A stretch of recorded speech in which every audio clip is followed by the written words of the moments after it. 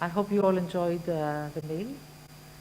And now we have gathered, most of us, to begin with the panel, the eighth panel, with the title Bridging Heritage Stakeholders, Science and Industry. My name is Andrew Lidaki Amalia, for the ones who don't know me, and I am the General Director of Anastylosis at the Ministry of Culture, the Greek Ministry of Culture. And with us, there were some changes in the panel from the ETEC, the Cyprus Scientific and Technical Chamber. There is the General Secretary with us, Mr. Platon Stylianou. Also, Mr. Daktilidis Mikhail from the Pan-Hellenic Association of Engineers, Contractors of Public Works, and he's the president, Mr. Daktilidis. Who is it? He's in the WebEx, okay. Mrs. Dalkafouki Maria, she's here. Chief Executive Officer of the Dalkafouki House Ltd, the company, which provides us with all the precious materials for restoration. And Nicoletti Andrea, Product Manager of Master Builders Solutions. There you are. Also, Mr. Kakali Glikeria and Mr. Kaliabakos Dimitrios are excused because of health problems. I hope they will be fine. And also with Mr. Komnitsas Konstantinos, Professor Komnitsas Konstantinos, from the Technical University of Crete, the School of Mineral Resources and Engineering. He's on the WebEx. Ah, good.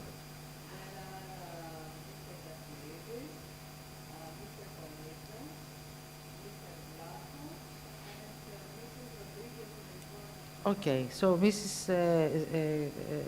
Okay, Mr. Rodriguez, Mr. Vlachos, Mr. Komnitsas, and Mr. Daktilidis, they will be online. And then Mr. Katsiotis, Dr. Katsiotis Marios, from the Titan Cement Group. He's the Research and Innovation Manager. Mrs. Zafiri Styliani, who represents the firm E. Zafiri, but you are the daughter. Okay. And Mr. Vlachos Vangelis, Chief Executive Officer at the Development and Tourism Promotion Company of the Municipality of Athens, and who is going to be online. And as a rapporteur would be Mrs. Rodriguez Maribona Isabel, Chair at the European Construction Technology Platform, Heritage and Regeneration Committee. So, to begin, I would like to address a few words to all of you. I want to say that in spite of all these problems, this has been a good year for the Ministry of Culture. And it has been a good year because we have completed, I will only refer to 3 projects: the National Gallery at Athens, and we have also managed to bring the Acropolis experience and the site into the 21st century by improving lighting, improving accessibility. And we have also been awarded the Europa Nostra Prize for the restoration of Plaka Bridge at Epirus. And I cannot imagine how all these 3 projects could have been completed if we didn't have the collaboration and the very strong network of heritage stakeholders. and I will only name the most important one, but it will include all, just not name individually, but I will refer for all these three projects, different three projects, completely different. It was, of course, under the coordination of the Ministry of Culture, but it included other ministries, like the Ministry of Infrastructure and Works, municipalities, the regional governors, the prefectures, the Technical Chamber of Greece, freelancers, of course, all our important foundations like Onassis Foundation and Niarchos Foundation and other donors, small private donors as well, and the National Technical University and other universities. So we had scientists and experts, and of course, the public. In most of these cases, we had the people that wanted all these to be implemented and to be completed. And we had the pressure of and the demand of the public as well, which is a key factor. So I will give the floor to each of you, and I will have a question which you might answer, but I'm sure you will answer it or not. Based on your experience, what are your recommendations of improving and strengthening the bonds and collaboration between all those stakeholders?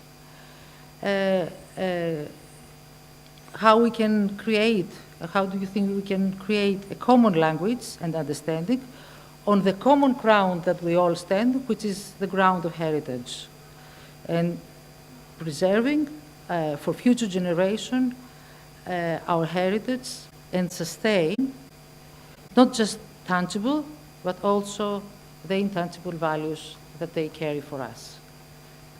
So I give the floor first to Mr. Pavlos Stylianou, the General Secretary of ETEC, which is the Cyprus Scientific and Technical Chamber. Thank you. Thank you for the opportunity given to the Cyprus Technical Chamber to participate in such an interesting and useful conference. And special thanks to Mrs. Moropoulou. Our heritage and culture is of major importance and must be accordingly appreciated, as we all know, by all participants and all stakeholders. And when we say stakeholders, we mean all people involved, and that is needed in a holistic approach. That means client and owners, either current or future owners, since cultural heritage belong to the future owners as well, and also to academia, to consultants, to the new thing that is coming, which is digital technology, 3D, 4D, or 5D documentation, for structural restoration, for the new materials that invented, for designers and contractors. And when we say contractors, we mean all things of that a contractor can do, which is material, which is contract techniques, which is special things for the workers of how to work and how to use these new materials and new techniques.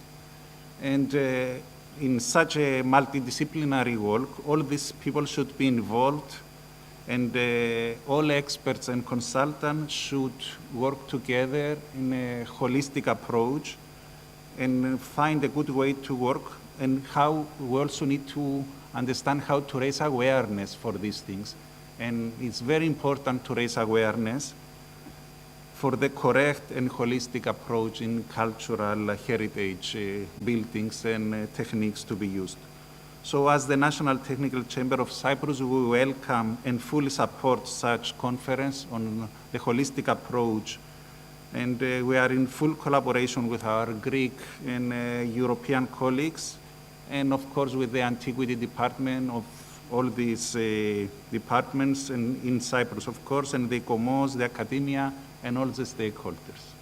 Thank you. Thank you very much. Now we go to online, I think, with Mr. Daktilidis Mikhail from the Pan-Hellenic Association of Engineers, Contractors of Public Works. He's the president, actually, of this body. Can we be connected with Mr. Daktilidis?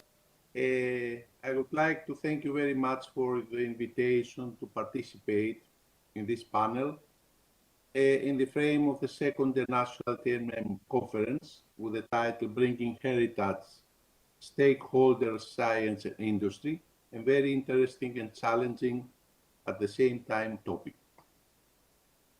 PEDMEDE, the Pan-Hellenic Association of Engineers, Contractors of Public Works, the Greek association that represents the construction sector abroad as member of FIEC, EIC and EDA, has among its priorities to serve the heritage of our country by bridging past and future as far as construction are concerned. I would like to inform you also that it is a very important topic for FIEC also. It means all around the European construction ecosystem. One of the most crucial issues we should take into consideration as regards cultural and heritage buildings in terms of construction is the renovation respecting climate neutrality recovery. Energy efficiency of public and private buildings, including cultural and heritage buildings, are among the first priorities in EU. The EU Green Deal, with the renovation wave strategy, mobilized many investments and policies in public and private building renovations for EU members. Safeguarding cultural heritage and respecting cultural diversity of Europe's building stock are highlighted in these policies. A massive program of energy efficiency renovation for residential buildings, business, and public sector buildings and infrastructures in a core pillar in the Greek recovery plan as well. Following this trend, renovation of buildings is a topic strongly addressed through our activities, initiatives, and EU projects we are involved. As PEDMEDE. Currently, we are involved in the RenoVap and Erasmus project, aiming to upskill site managers and team leaders in the specific management of building renovation sites in Europe. Additionally, our project bank aims to develop nearly zero energy building skills through game-based learning. We could go ahead without mentioning the construction blueprint, a big project, a core sectoral project that aims the development of a new sectoral strategic approach to cooperate on skills in construction industry. At last, closely to the cultural renovation needs, we recently drafted and were awarded the project Cultural Lights, specifically aiming at the sustainable renovation of cultural buildings and the installation of sustainable lighting systems. Cultural buildings and the restoration of their historic structures are the epitome of renovation strategies because of the necessity of their cultural value preservation. Cultural protection rules can be very strict for such buildings, particularly in cases where they do not only protect the external appearance of a building, but also its dimensions, proportions, and original materials. Adaptive lighting, with the aim of building adaptive reuse, can be a tool for sustainability, guarantee cultural heritage conservation in the historical and architectural value. Within this framework, construction professionals are called to familiarize themselves with such methodologies while also respecting the cultural values of such buildings and listening to the needs of their users. In short, we are trying to bring construction professionals and stakeholders closer to the skills needs generated by an energy efficient, digital, and circular economy transition. Apart from this, we are in close cooperation with academia, the industry, and the public authorities in order to ensure that the EU challenges faced in the sector are transferred in national level.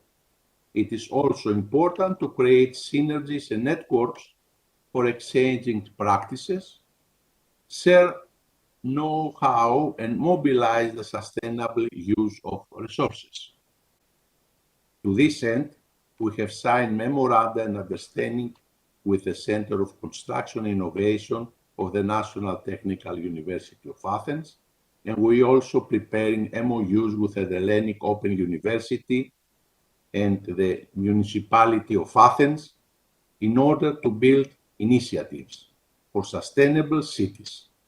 With the same aim, we have already MOUs with the Ministry of Environment and Energy in order to cooperate together for enabling the sustainable and green transition. Thank you very much for your attention. Thank you very much, Mr. Daphilidis, for your contribution. It's very encouraging, what you have said, and the projects we have seen so far are very promising as well. So thank you very much for that. And now we go forward to Mrs. Maria Dalkafouki, the Chief Executive Officer of the Dalkafouki House LTD. Good afternoon to all of you. Thank you very yes, it's better like this. Thank you first the community for this invitation, especially Mrs. Moropoulou. It's very honored to be participate to this panel. My name is Maria Dalkafouki. I'm here to represent our company, Dalkafouki House, Dalkafouki Ecos Ltd.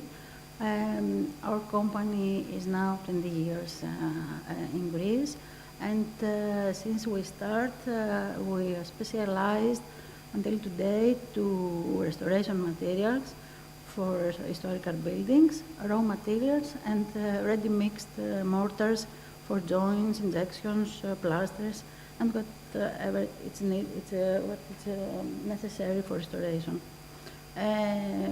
It's very important for us to be present always to the projects because it's how we can understand the needs of each building. Every building is unique, and this is the way to understand and know and monitor the course of the materials. Supplying the mortars for the whole monument, of course, it was the greatest time for our company, and it was very honored. And I personally, I was very blessed to be there, and when the project was on progress, and feel the unique unity of the team. And this is maybe I can say the most important, and maybe it's an answer to your question too, Mrs. Amirovidaiki, that are the people that make the difference, and this team make the difference. This is what I felt, and this is what I want to share with you. Of course, the materials are important. The scientists that they create the materials are very important, and but the workers and the conservation and all the team must be together to build and to restore. Thank you very much for being here, and I'm here to. Yes, thank you, Mrs. Dalkafouki. Probably you have less to say, and you're doing more things than you. Yes, you say things. Maybe we have to say more things about you, and how when we are approaching something which is new, you always help us with doing your own tests to confirm what we have already done and supply us with materials so we can make samples. So thank you very much, Mr. I don't think this is not permitted to emphasize on the work of Mrs. Del Kafuki, but she's been with us for many years. She looks very young, but she's been with us for over 25 years? 20, yeah, for over 20 years. So we proceed from that to Mr. Nicoletti, Andrea, product manager of Master Builder Solution. Okay. So, please. Okay, thank you for the presentation and the invitation. I'm from MBCC, Master Builder Solution Construction Chemicals.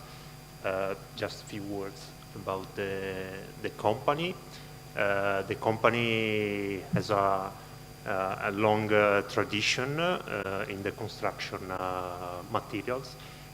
We produce, develop, and sell products for all the most technical solutions for constructions in general. We started the first brand appear in the 90s, so a long time ago, and more or less 25 years ago we developed a specific range of products for the historical restoration, reinforcement, refurbishment. And by the way, we cooperate since the beginning with Maria Del Kafuki.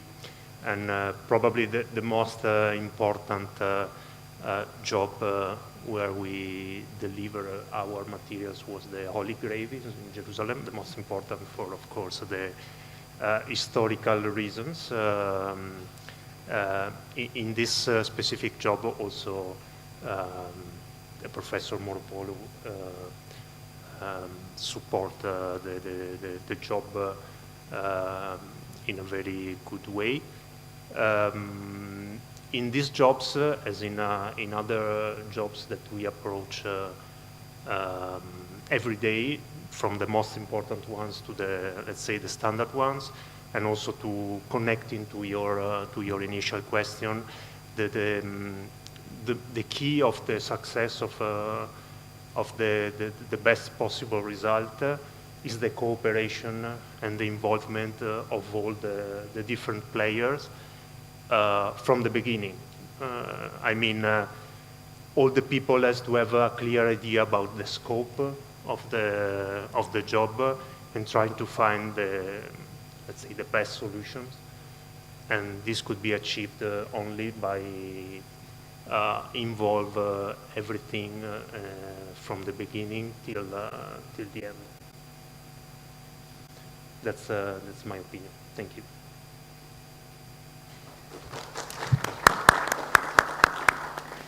Thank you very much, Mr. Nicoletti. And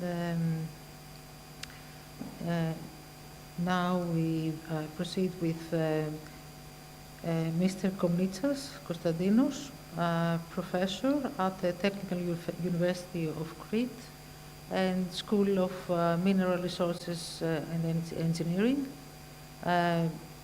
Is it online? Yes. We can see. Thank you very much for inviting me in this very interesting panel.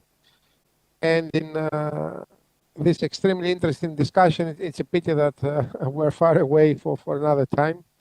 And it's a usual practice, I think, this last 2 years. Bridging heritage stakeholders, science and industry means that all these stakeholders need to be bridged.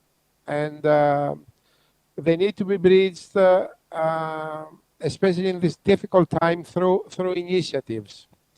Initiatives, I mean, in universities, we often have good ideas, but I do not know how often these ideas are put on a paper.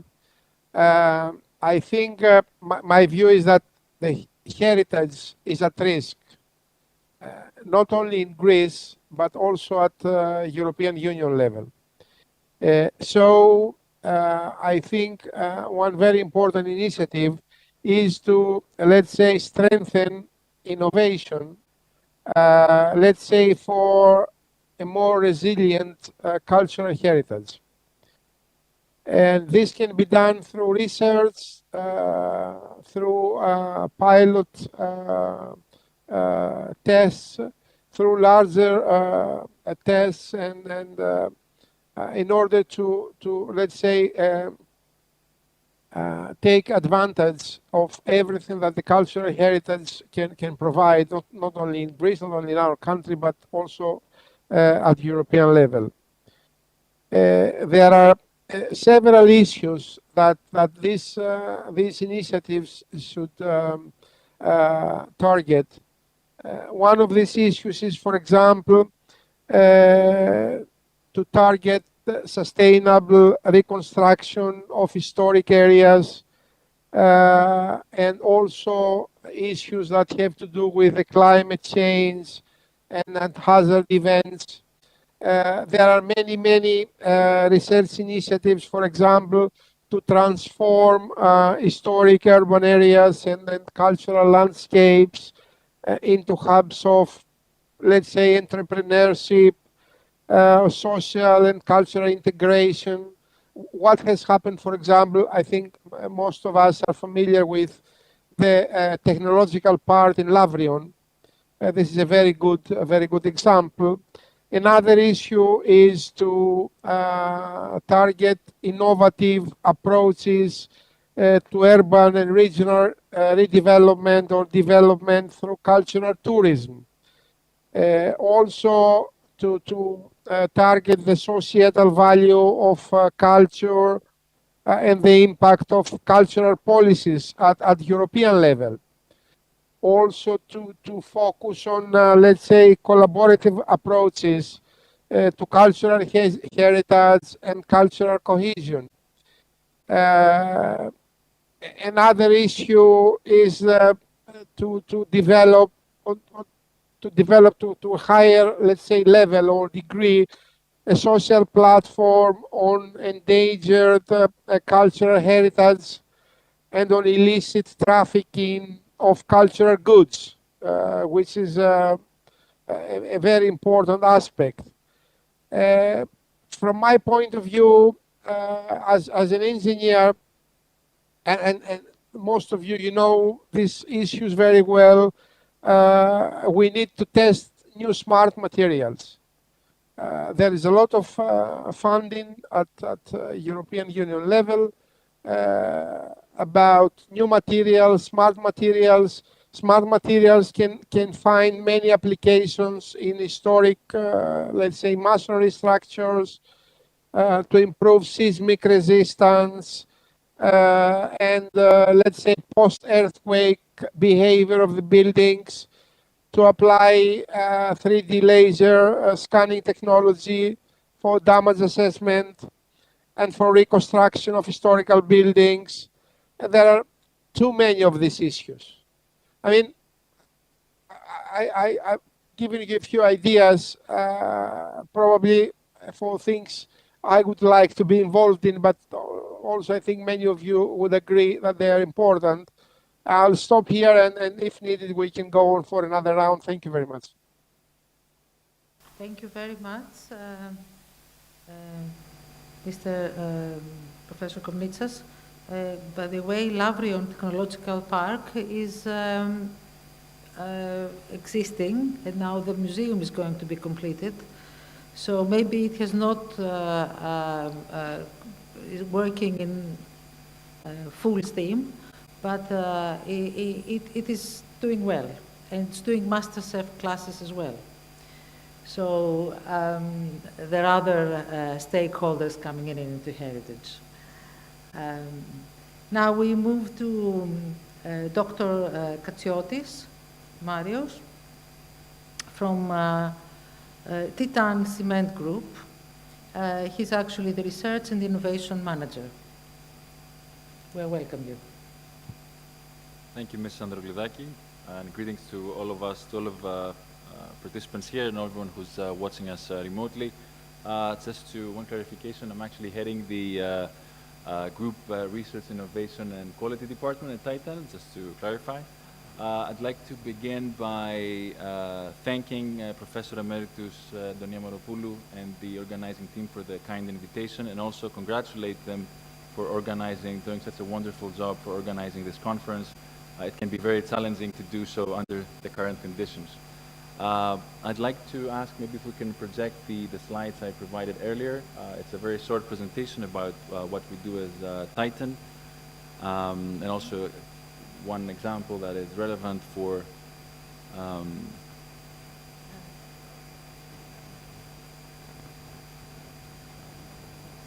great, thank you very much. So I'll begin by saying a few words about who we are. We are multinational company that began in Greece in 1902 from Elefsina. This is where the first cement factory was built. And since then, Titan has expanded with a presence in more than 25 countries. I'm referring, of course, to trade activities. And there is cement plants, 14 cement plants in 10 countries. What has been part of our identity since the beginning is our values, what we call in Greek ethos. And of course, it refers to integrity, to know-how, to bringing value to the customer, delivering results, the continuous need to self-improve, and of course, what we more recently referred to as corporate social responsibility. As I'm sure most of you know, what we do is we provide building materials and related services to our customers worldwide to serve the need for durable, safe, resilient, and affordable housing. In this slide, you can see the locations where we operate. This is where our cement and concrete plants are located. There is strong presence in Southeastern Europe, Greece, of course, and other locations in Europe. Also on the eastern side of US, as well as more recently in Brazil. Now, before going to the example I was referring, I'd like to present very quickly a few highlights of our recent innovation activities, beginning with the way we perform, if you want, innovation, and this is inspired by our digitalization strategy. Practically, we follow 3 steps, beginning with test and learn. We are eager to try out new approaches in a manner that brings forth no regrets. So simple, fast, and as soon as we learn, we bring that to we start to implement that in specific locations, and as soon as we see that that works in that location, then we implement in other locations across the group. Now, referring to digitalization, I think it's worth saying that we have a very strong digitalization initiative, which has resulted in several optimization processes related to assets, to distribution network, to predicting the equipment failure, and of course building information modeling. And I think what is more relevant and interesting to the young professionals in the audience is our Regeneration Academy. Twice we have supported this initiative, which aims to gather young professionals, engineers, scientists, to improve their skills on digital technologies. And through both these initiatives, we've had almost 100 young professionals finding employment related to digital innovation in Titan and other companies. Moving on with another innovation we would like to mention is the recent investment that is currently developing in our cement plant in Kamari near Athens. This refers to the installation of a precalciner unit, and it's worth mentioning, we believe, because that will lead to approximately 450,000 tons of CO2 savings. This also another reason why I'd like to mention it here is that this project has been designed entirely with our in-house capacities for building information modeling. Thank you. Another one which I'm also very proud of, it's, let's say, if I may say, call it that way, it's a recent industrial experiment we performed. We're very proud to say that we're among the few companies, few cement producers worldwide, where we can produce a new type of cement with at least 30% less CO2 emissions and performance equivalent to conventional products. We're also very proud for this because this was done also in collaboration with the contribution, if you want, of industrial scholarships, industrial PhD candidates who worked through both the Marie Curie initiative and also the initiative by the Stavros Niarchos Foundation for Industrial Scholarships. And one last concept, and which is, I believe, of particular relevance to the conference, is new concepts for repair mortars. Essentially, we're looking into both self-healing and self-sensing capacities. I believe also one of the members of the panel mentioned that smart materials they will bring forth additional value for protecting built heritage. And I would like also to mention here that this initiative has been done also in collaboration with the Stavros Niarchos Foundation, referring to the industrial scholarship, while also we are participating in one project co-funded by the Greek state, by, I assume pretty much everyone knows that, Ευνό Δημιουργό Καινοτομό, which refers to self-sensing materials for repairing also structures of built heritage. And I'd like to close to responding to your question, Mrs. Androulidaki, about how we can bridge the different stakeholders, science and industry. I believe this is of particular relevance for matters related to built heritage, but also all other challenges that we're facing, and of course I'm referring to climate change. And it's I believe, clear to everyone that we need innovation, we need new solutions. And as it was also mentioned by other members of the panel, people are key, and I'd like to be very specific and refer again to the way we, if you want, perform this kind of innovation. We see that in addition to infrastructure, to analytical capacity, there are two key roles referring to people. We're using, of course, digitalization terminology, so please bear with me a minute. We have the so-called deep domain experts. We would call them the scientists with the fundamental understanding and knowledge of how things work. And then you have the integrators.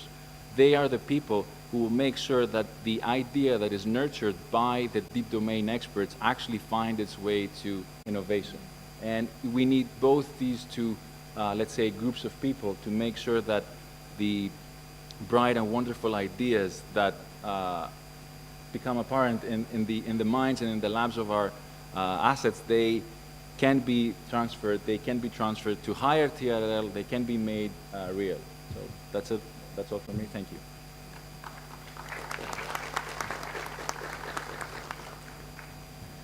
Well, thank you very much for your very thorough and inclusive presentation. And I really liked what you said at the end about the two groups of people and how we proceed. We have organized that better. You're right. Now we proceed to Mrs. Styliani Zafiri from the Zafiri Techniki, which is a construction company. Thank you. I'm so honored to be here among distinguished scientists and representatives of stakeholders, industry and science. As you have already heard, I'm representing EEP Zafiri Techniki Ltd. We, as a construction company, have been engaged with different kinds of restoration and rehabilitation throughout the years, but what really fascinated us was the rehabilitation of monuments. And what could be a more important project than the rehabilitation of the Holy Sepulchre? As you may or may not already know, we were the constructor at the construction site in charge of this great project under the NTUA High Scientific Supervision and the integrated governance of the project. To be more specific, our team worked with the interdisciplinary team of the NTUA, for which Professor Moropoulou was scientifically in charge. And with daily cooperation and interaction, we were able to accomplish this great mission. This whole experience didn't only make our working quality better, but also enlightened us with specialized knowledge. Another really helpful outcome was the fact that we formed some strong collaboration contacts which keep going. And a great example is the rehabilitation of the Catholican in the Varnakova Monastery, which is taking place right now.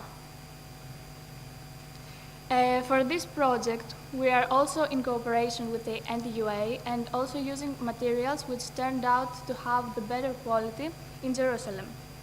The goals of the project are to ensure structural integrity along with shielding this historic structure from the earthquake with performing materials and rehabilitation interventions in a way that the aesthetic, historic, and architectural values of the monument will be preserved and revealed. The rehabilitation of the Holy Sepulchre and the rehabilitation of the Catholic and the Varnakova Monastery show significant similarities concerning the methods of consolidation and rehabilitation. Hence, we apply the lessons learned from Jerusalem. Our team would be more than happy to talk to you more about our projects. So we encourage you to reach out for. Thank you for your attention.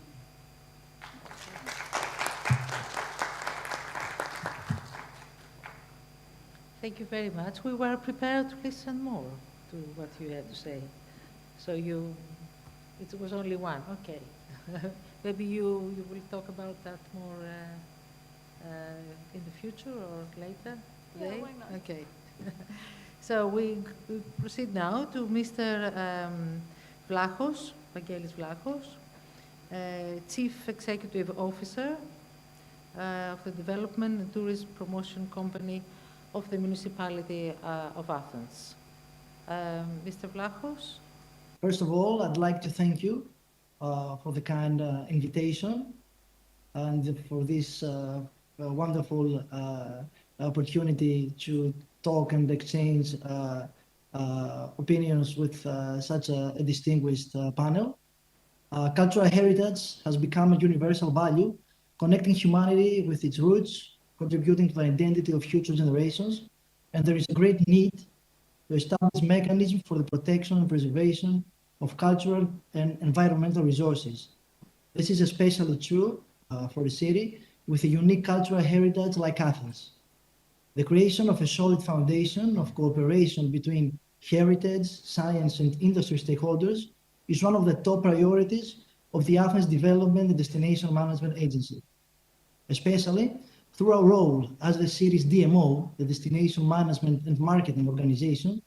We implement policies and actions and form partnerships that enable the city to meet the United Nations Sustainable Development Goals, reduce greenhouse gas emissions, and develop actions for effective cultural heritage management.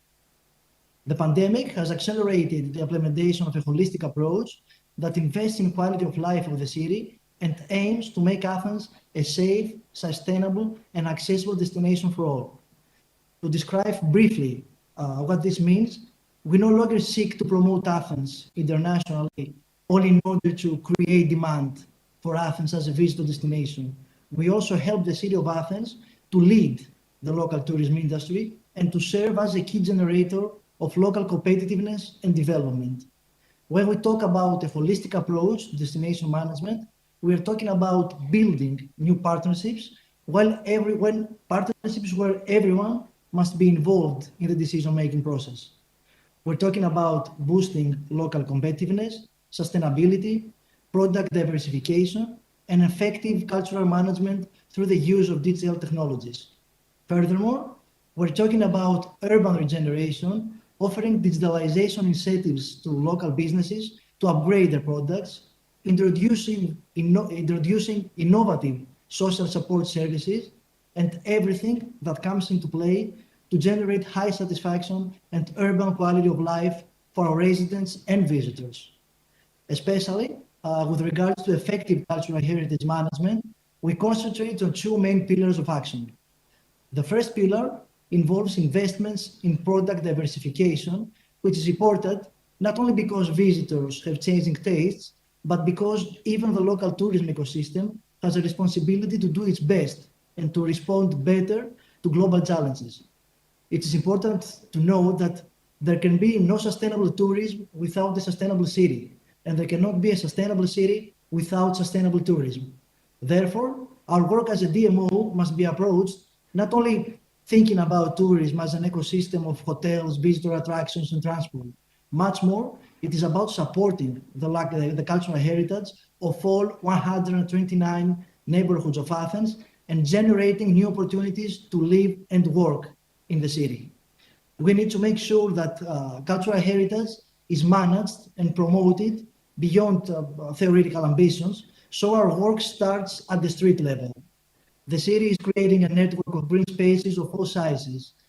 10 new pocket parks that expand the network of green spaces are added to the existing network of historic parks, where there are major restoration projects underway by the city of Athens, like the Fix Park and the National Gardens.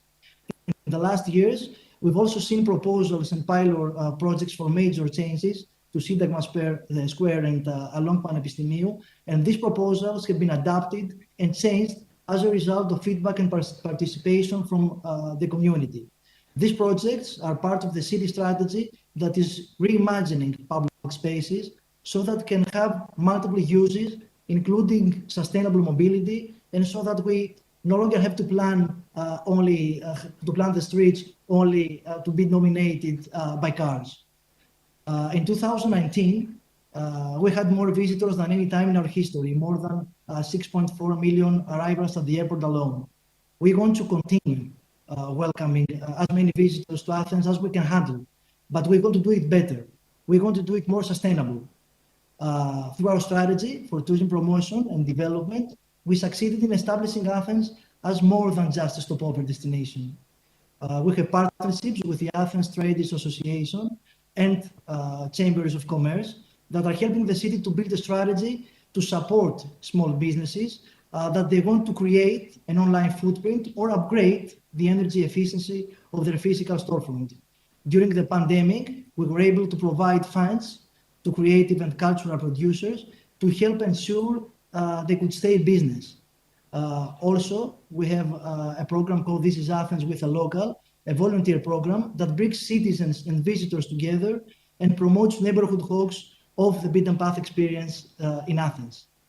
The second pillar helps us to mitigate the negative effects of over-tourism and crowds through investments in digital services for cultural management, through new forms of cultural heritage management, which have interdisciplinarity and synergies at their core. The vital energy of historical monuments can be highlighted. Monuments become the focal point of two important historical meetings, connecting civil society and sustainability. In this journey, the work of protecting monuments goes hand in hand with the needs of modern life. For this reason, we are establishing the first sustainable tourism observatory in Greece, and after steady work, we are ready to create a digital city bus with the cooperation of the Ministry of Culture and all stakeholders in Athens. The new pass will advance our capacity for digital monitoring of tourism flows in main sites of interest.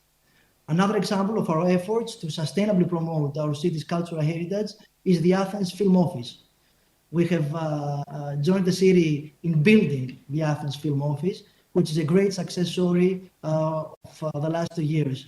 The Athens Film Office, inspired location scouts, facilitates permissions and tax credits, and has already attracted dozens of major productions to Athens in the first 2 years.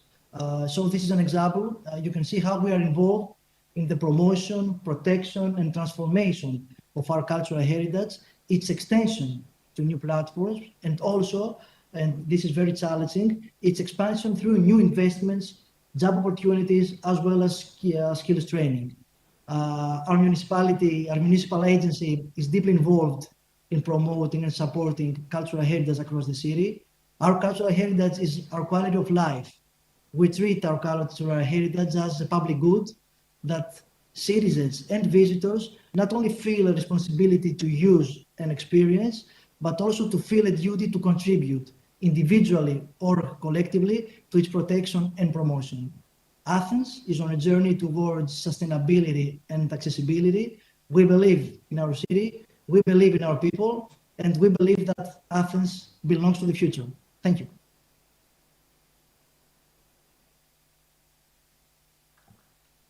Thank you very much, Mr. Vlachos.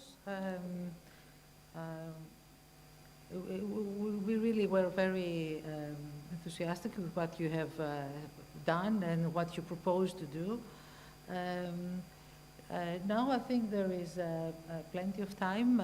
Maybe we can proceed with some questions, or with another cycle of, you want me to address a question, or does anybody from the audience have a question for the panel?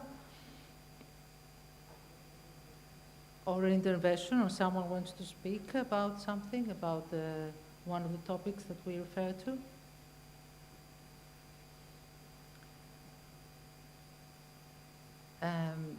Well, if we are connected still with Mr. Vlachos, can you hear me?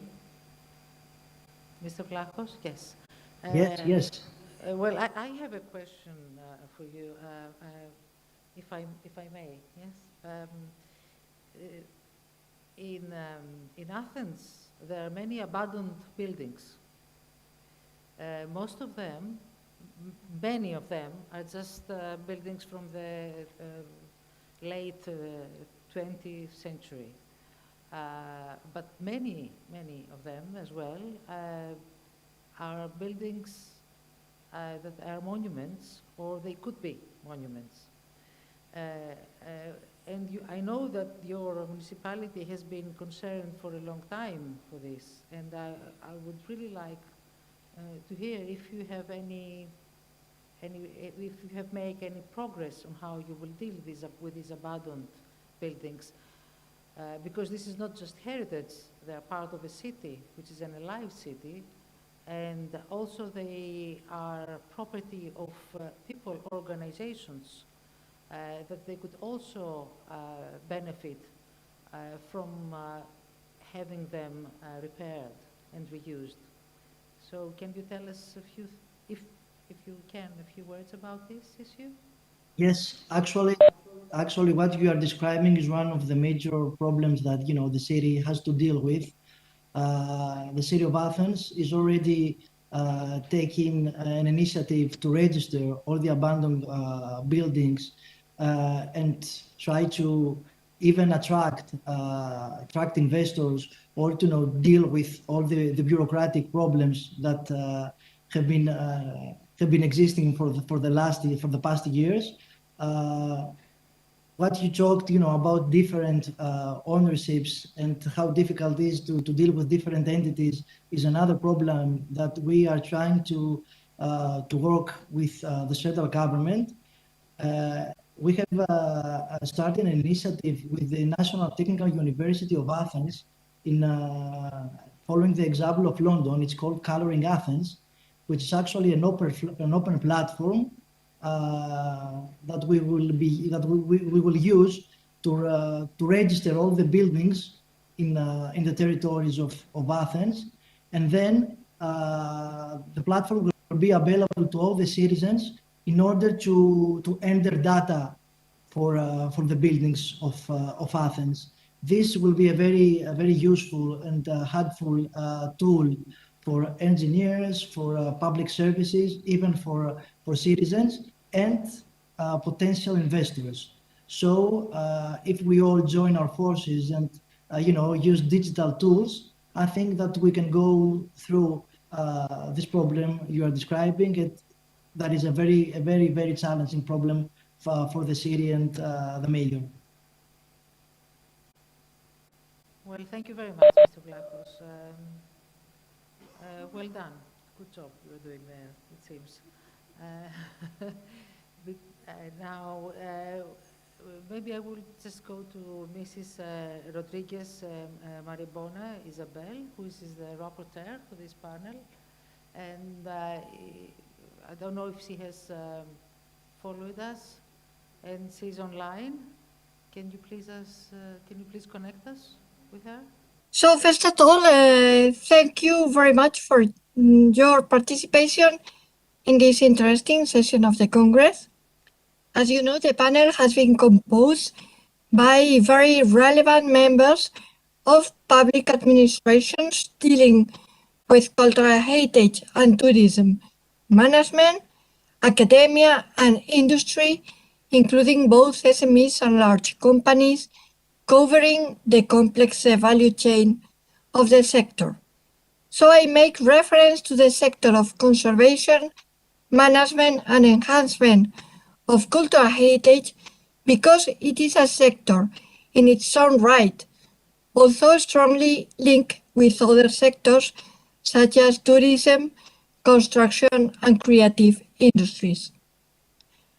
As mentioned by our chair, Mrs. Androulidaki, every year heritage conservation and restoration works are undertaken and which owing their success to the collaboration between public and private sector as well as with the academia. Considering that this collaboration is of a fundamental importance, the speakers have provided different points of view on how the interrelation between these actors could be improved. In this sense, cultural heritage buildings are facing a growing importance for the construction sector. In this sense, FIEC is widely considering its renovation activity and in particular energy efficiency improvement of protected buildings while preserving their architectural and historical values. Construction professionals are increasing its training towards this complex activity while also strengthening its cooperation with the academy. On the other side, restoration materials are a field of activity in which the specific needs of every building seems to be taken into consideration. This can be done through the collaboration between researchers and workers to combine development and application. Besides, we need specific and smart materials to face cultural heritage restoration that is very frequently very harsh environmental conditions. This also includes the development of sensor-embedded materials, which is a high priority in most of the research areas right now. Also, all the stakeholders should be bridged to face cultural heritage challenges. Universities very often have brilliant ideas that need to be implemented in practice. Resilience of cultural heritage against man-made and natural risk should be a priority, targeting sustainable reconstruction of historic areas located in hazard areas. Besides, cultural heritage should be used as a successful way of social and economic development of urban and rural areas. Collaborative approaches should be taken to face these challenges while involving also civil society. The role of multinational companies in cultural heritage is driven by digitalization strategies to optimize predictive maintenance and management. Also, reducing CO2 footprint is a major priority for the cement industry, and as such, in-house and open innovation is needed. But we still need innovation and fundamental understanding to face the environmental challenges of our built heritage. Some interesting examples of academia and private collaboration have been shown during the session with spectacular results. But city policies and strategies with a holistic approach should be also considered to tackle the sustainable development goals and to face the post-pandemic era, where sustainable cultural tourism will play an important role both in cultural heritage and urban management and promotion. Cultural buildings connect sustainability and civil society, as the example of Athens has shown, thus needing an interdisciplinary and multi-agent approach. So, as a final conclusion of this session, I would say that we are improving our collaboration, but we still need to identify new areas of opportunities in cultural heritage research, and also to identify some other relevant spaces as this Congress to collaborate more and more. So thank you very much. Thank you very much. I forgot to mention that you are the chair of the Heritage and Regeneration Committee at the European Construction Technology Platform, ECTP. Thank you very much for this very for the conclusions and for the remarks that you have made. There is time left, so yes, please. If I can add something No? to the previous question and issue that you raised, the abandoned building is actually a big problem, and we are facing the same problem in Cyprus.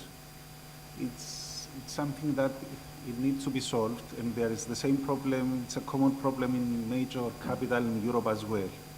One possible way is to make a regular inspection of building, but make it by law. You have to enforce the regular inspection of buildings.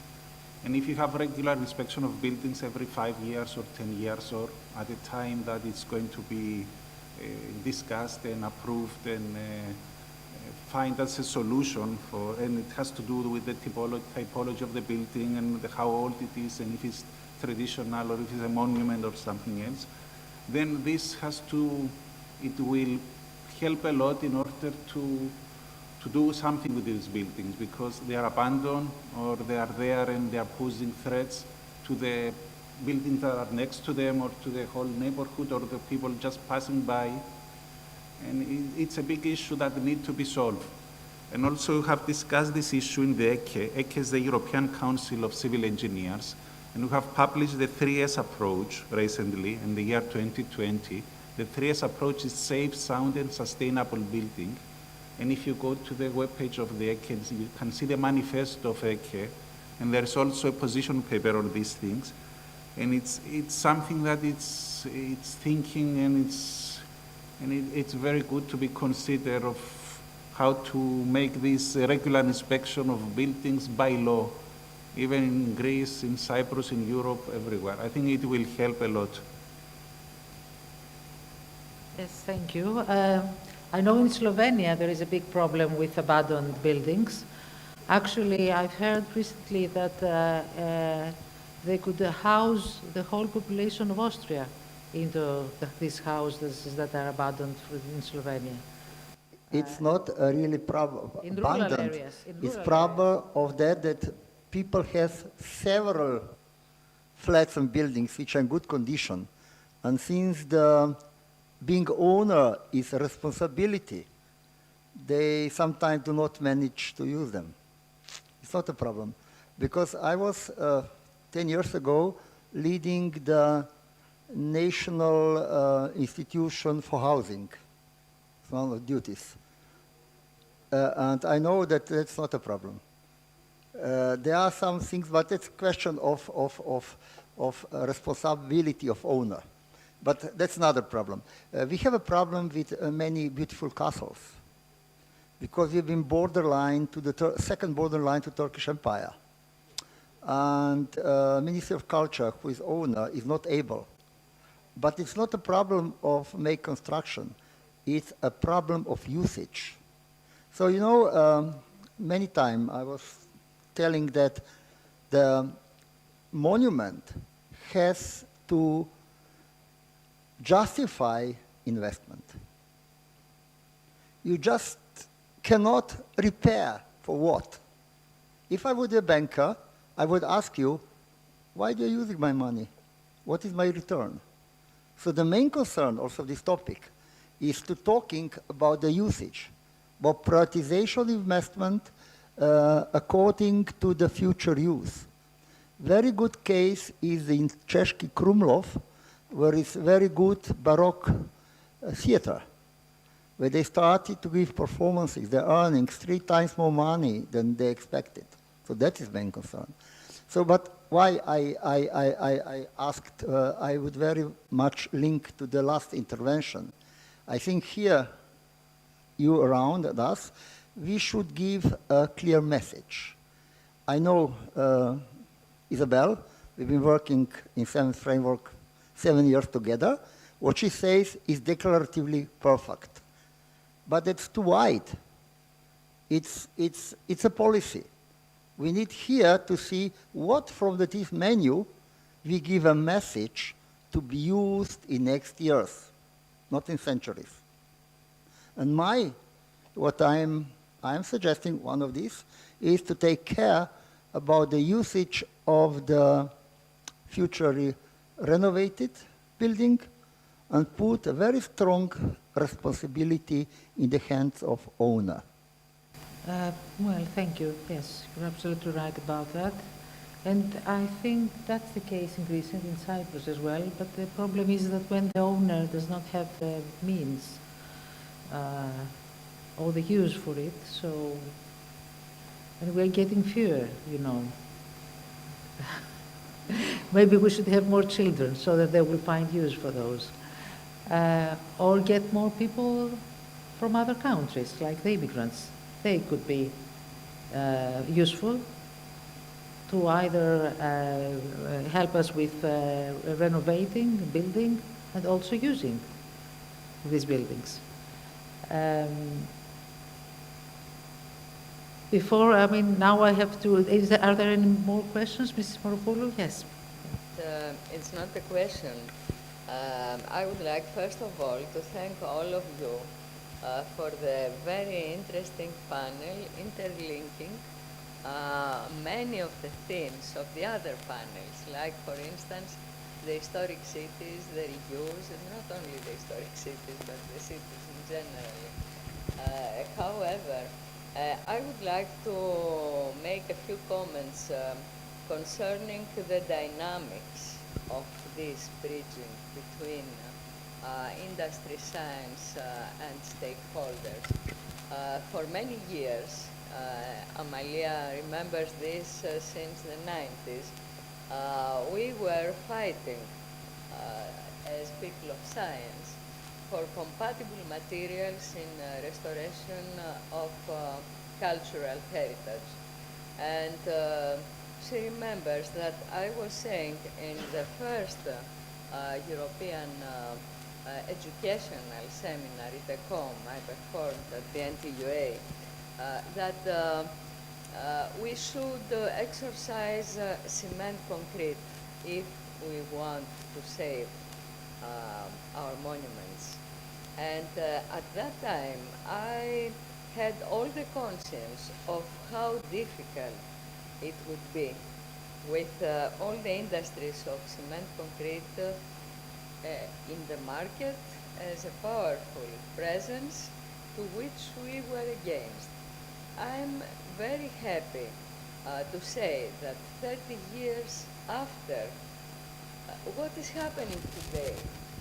Today, our student, Marios Katsiotis, student at that time, he is the executive officer not in the conservative part of Titan to deal with traditional materials, but at the innovative and research part of the Titan. Titan is a global industry of cement concrete, dealing with compatible mortars in that line. This is a great issue. At the same time, when NTUA, my team and laboratory, cooperating with Professor Biscontin in Scienza Ambientale a Ca' Foscari di Venezia, was developing with us new ingredients for compatible mortars, we were entering industry, developing through Fassa Bartolo, and today these products are dealt by the presenters here of industry, the Nicoletti and Alcafucci. We entered industry, and We started with some lines of compatible materials, but with innovative materials as well. And now they are distributed all over Europe.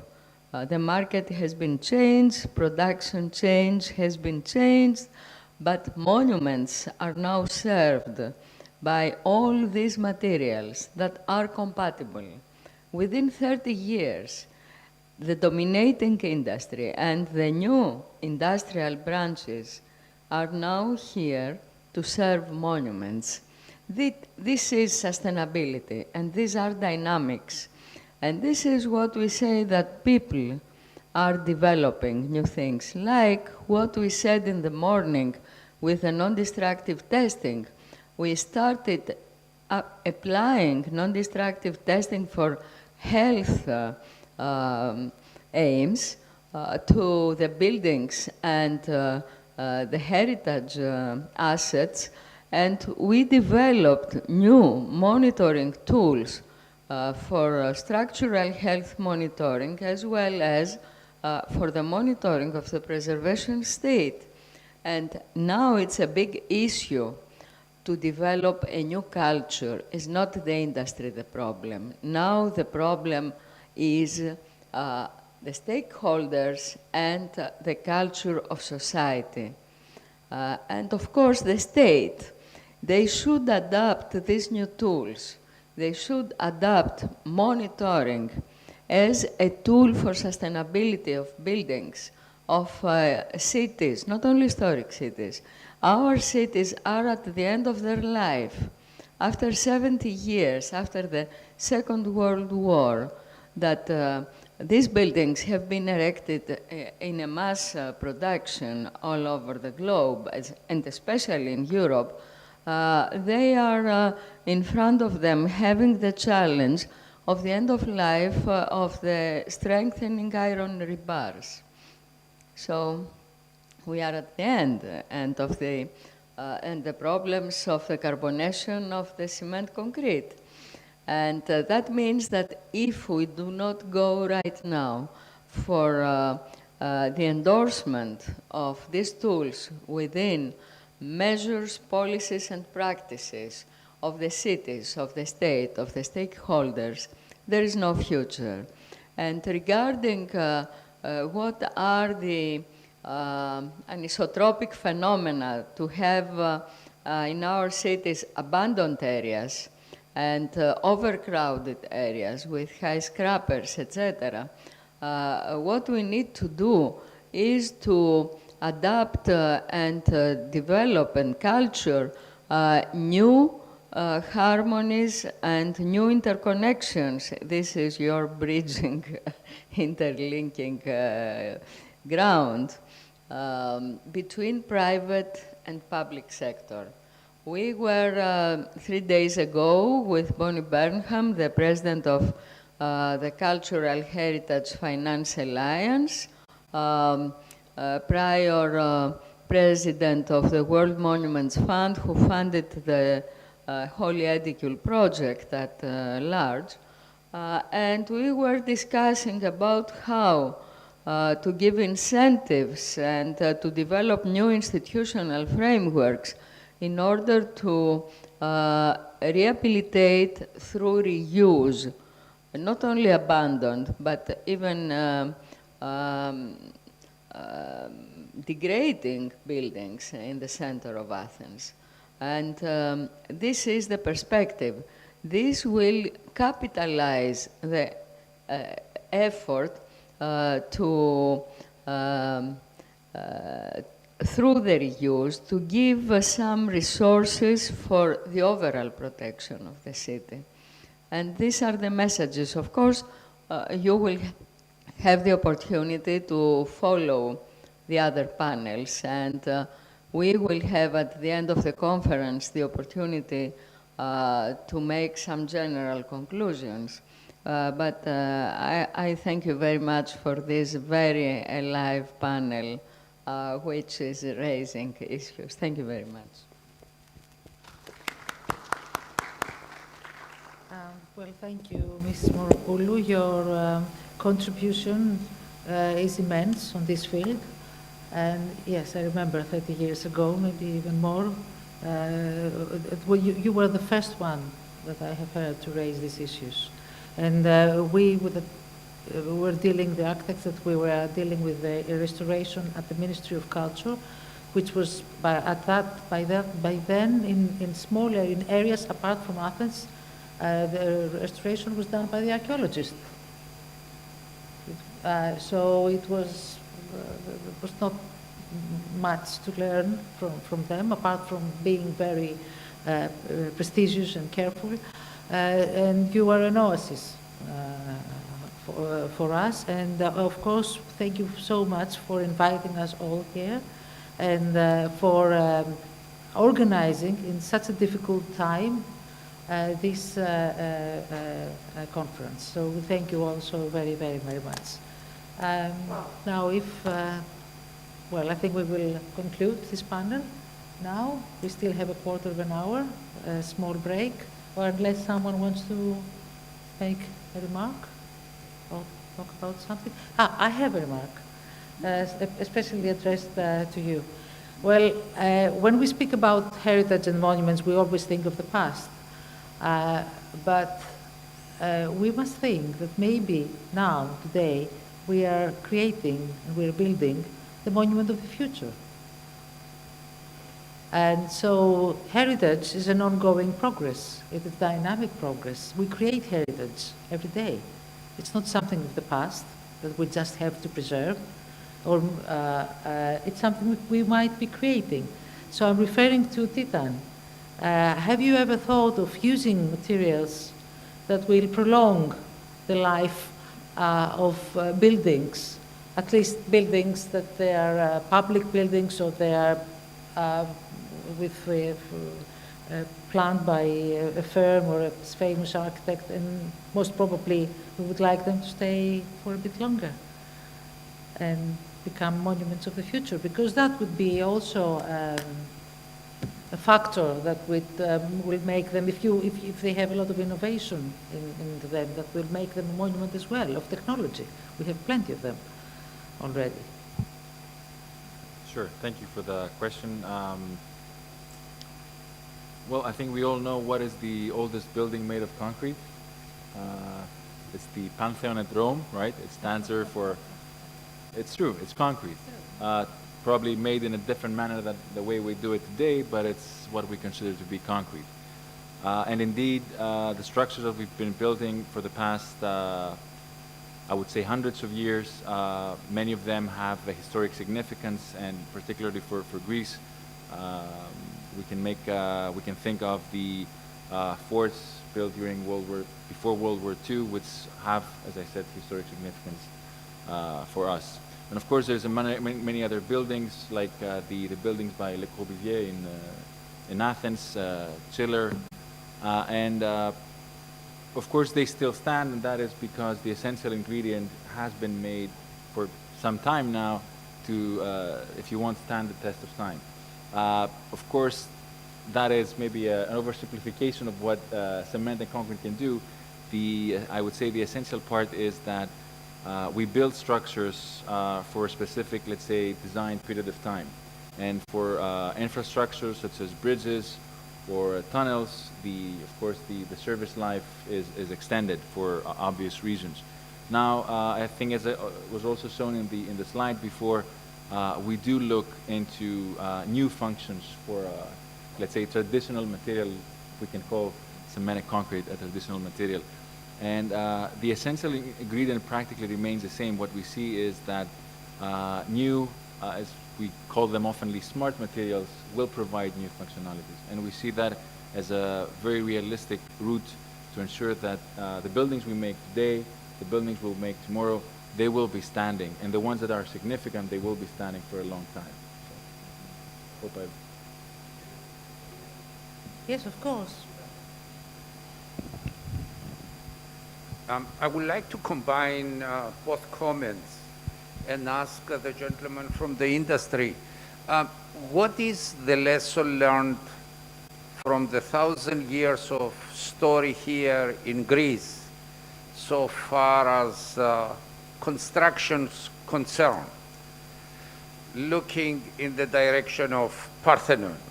For you, of course, as a businessman, looking in the future to compete the rest of the world because you have a global approach. That's good to know. I mean, they constructed, they did whatever they did, and it's still standing there, yeah? See the pyramids, see the whatever exists here in the Middle East. That's quite a nice question. Of course, we're referring to different materials in either case. But I think what remains is the, you know, to make any structure, you need the design, you need the aesthetics, and of course, you need the durable materials. And I think this is the common in all these examples. The material itself, me being, I'm a chemical engineer, as Professor Moropoulou mentioned, but essentially what we do is materials. We make sure that the materials we provide will stay there, will be durable, will stand the test of time. And I think this is kind of the common case in all these you know, examples that you mentioned, which are obviously different materials. And design and aesthetics, of course, play their part. Because the test of time does not only include, you know, the physical, let's say, challenges like rain or carbonation. It includes, of course, other challenges. And what has been made with this kind of sense that we've had as a person, let's say, a people with a long history, does ensure that buildings that have the aesthetics, that have the design to last, they will last. And of course, the materials has a... May I answer? May I answer?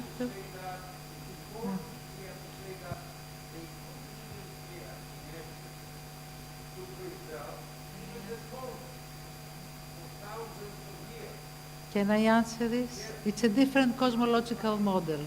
You don't listen to me. It's a different cosmological model. That's the answer.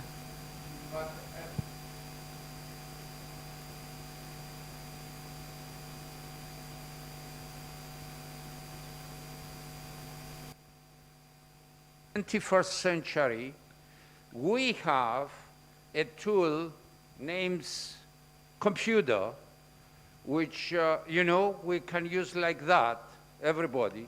On that time, they didn't have anything. They had, first of all, to master what? The nature.